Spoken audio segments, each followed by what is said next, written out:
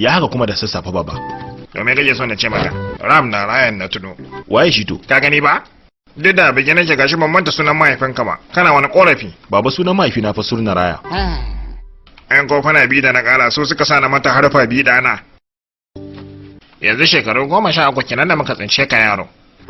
Ko dai shekara 13 kenan da ya tsince mu. Ai shi ya tsince mu ba mu muka tsince shi ba.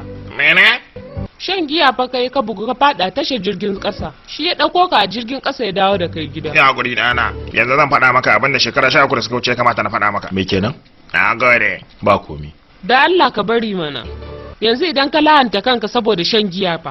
Me zai faru da wannan? Hawa ke kwa kana kina ma ai tun kama haka ta faru zan sai da shi. Kana ji? Baya taba damuwa da damuwa ta. Ke da mammiyar mata. Muddin ina da wannan dan gwal din mai nauyin kilogram 70 ba abin da zai same ni. Baba ka daina shan giya mana. Da shikenan ma hada ba daina. Ka daina cacar gasa. Ni kuma zan daina shan giya. Waɗannan abubuwa ne wanda ba za su taɓa faruwa ba har abada. Kamar yadda ba za ka iya daina zuwa mana bara ba a ranar farkon kowace wata. Na tabbatar da haka. Hajiya taimaka min da sadaka.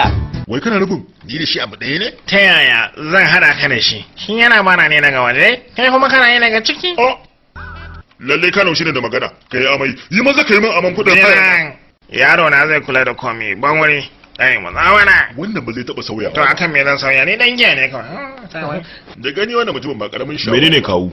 Me kuwa wanda ya wuce ku biya kuɗin haya mu kuma mu sai kayan masarufi. Ko ba gaba? Haka. Kai ba ka san yayi wuri. Ba muna cacar gasa kowane wata ba. Ni na gaji da wayan da kake mun na tsawon shekaru tun da ka zo nan. Kowane wata sai mun cacar gasa. Kuma sai na faɗi na biya da kuɗin haya. Saboda haka ni yanzu na tuba daga wannan ɗabi'a. Ko ba haka ba? Haka. Ha ba kawu ya kamata a ce. Ba za ka yi shawo kaina ba yaro. Domin na yi wata zazzafar addu'a, mantena sandaraya kuma ya bani shawara kuma na karɓa. Ina roƙonka na ƙarshe kawu.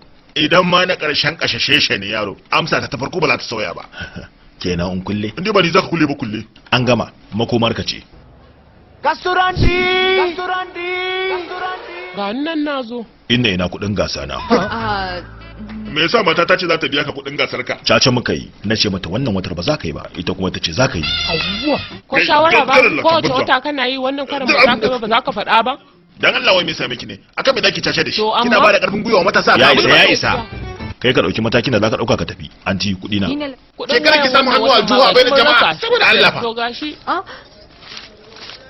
Gashi kuɗin hayar ka wannan nawa ne. Amma Sai an Rabi da jima. Allah. To ni na tafi. Kai, kada ka ga kai wasa da ni kai nasara. A gobe wanda yake daidai da kai yana nan tafe. A nan ne kuma zaka gane kuranka.